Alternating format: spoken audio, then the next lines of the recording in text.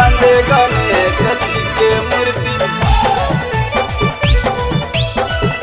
गणेश जी के Recording by Savera Films. बंदे गणेश जी के मूर्ति हो भाई बरांड रे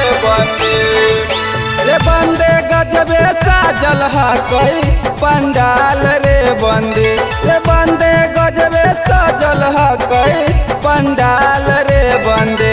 बंदे गणेश जी के मूर्ति हो भाई बरांड रे बंदे गणेश जी के मूर्ति हो भाई बरांड रे बंदे गजबे साजल हा कोई पंडाल रे बंदे गजबे साजल हा कोई पंडाल रे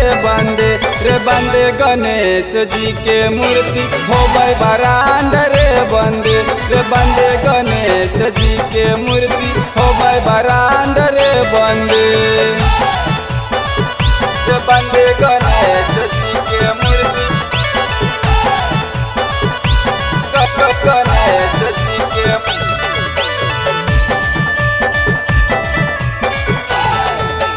बंदे गणेश जी के मूर्ति हो भाई बरांड रे बंदे पूजा इनकर होला हर साल रे बंदे पूजा इनकर होला हर साल रे बंदे गणेश जी के मूर्ति हो भाई बरांड रे बंदे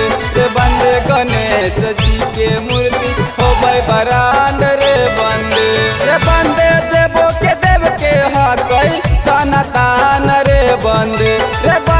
देवो के देव के हा कोई सनातन रे बंदे गणेश जी के मूर्ति हा कोई बरांड रे बंदे गणेश जी के मूर्ति हो भाई बरांड रे बंदे गणेश जी के मूर्ति गणेश जी के Presented by Savera Films. बंदे गणेश जी के मूर्ति हो भाई बरांड रे बंदे संतोष चंदन के हक विचार रे बंदे अजीता के हक विचार रे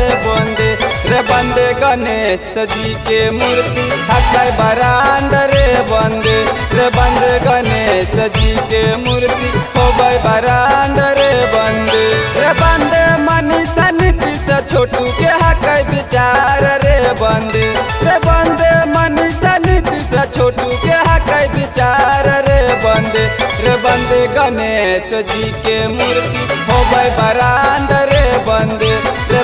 गणेश जी के मूर्ति हो भाई बरांड रे बंदे। Savera Films Recording Studio, Sahapur Chowk, Dewan Bigha.